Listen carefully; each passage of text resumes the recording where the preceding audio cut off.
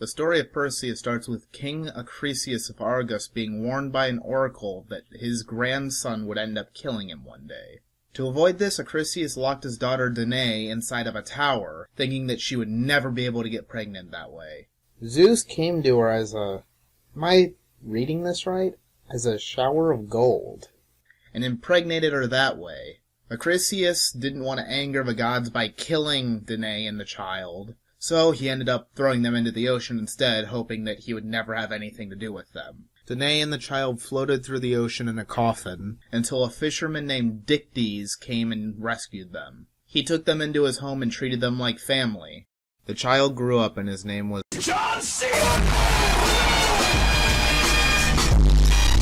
Sorry, I saw that player model and I just had to use it.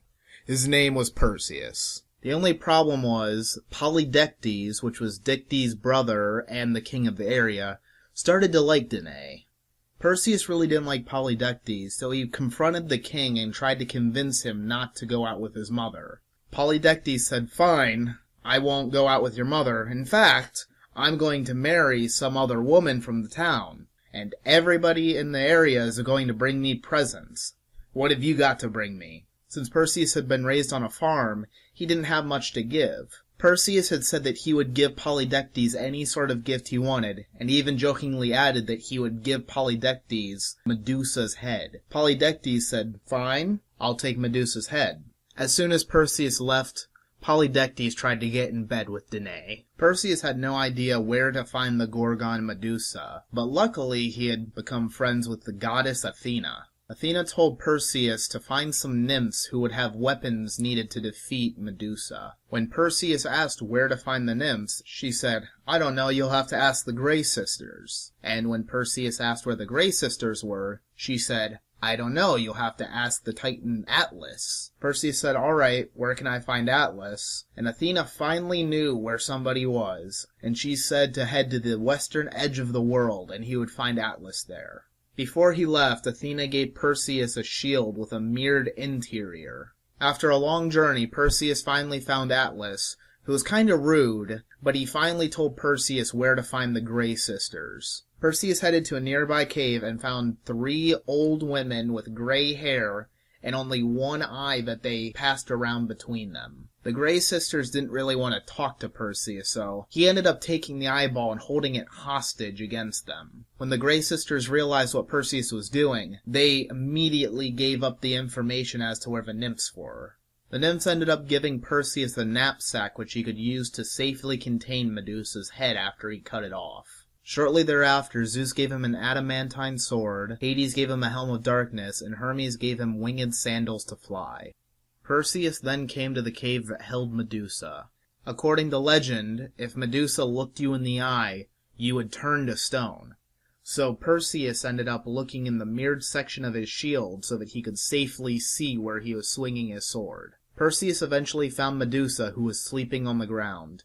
Still looking through the shield, he swung the sword and cut off her head. When Perseus cut off the head of Medusa, the legendary Pegasus was born from the blood. Very quickly, 2 of Medusa's sisters, who were also Gorgons, began to chase Perseus, but since he was wearing his helm of darkness which turned him invisible, they couldn't really tell where he was. And since they couldn't really tell where he was since he was invisible, I personally don't see a reason why he had the winged sandals.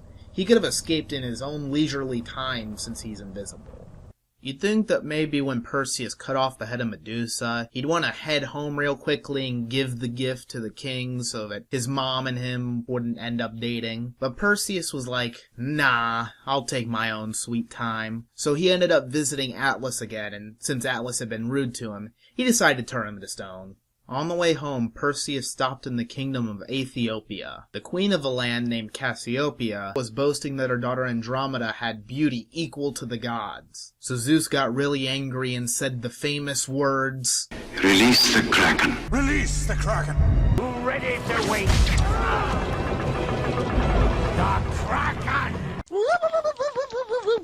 And close enough on that last one. But the thing was, he never actually said that. In fact, the Kraken isn't even part of Greek mythology. The Kraken was a sea monster that was said to live off the coasts of Norway and Greenland. And if you have taken a geography class, you should know that Greece is down here, and Norway and Greenland are up here, which is not in the same place. What ended up happening, though, was Poseidon called in a sea serpent called Ketis. The people of Ethiopia tied Andromeda up, hoping that if they sacrificed her, they would be spared from Ketis' wrath. Perseus flew to the rescue and used Medusa's head to turn Ketis to stone. Shortly thereafter, Perseus and Andromeda got married. This guy Phineus was kind of angry about the marriage.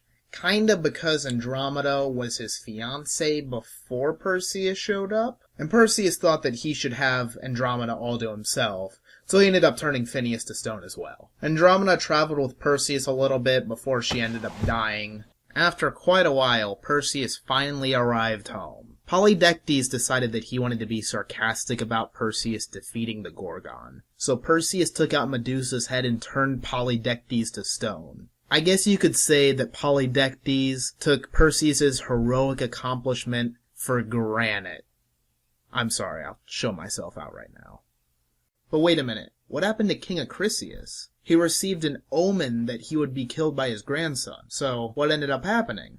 King Acrisius was killed by Perseus, but not in any sort of honorable way. They both were attending some athletic games, where Acrisius was in the crowd, and Perseus was competing. Perseus was throwing a discus, and Acrisius had stepped forward at the wrong moment and ended up getting his head chopped off. So I guess the prophecy was fulfilled.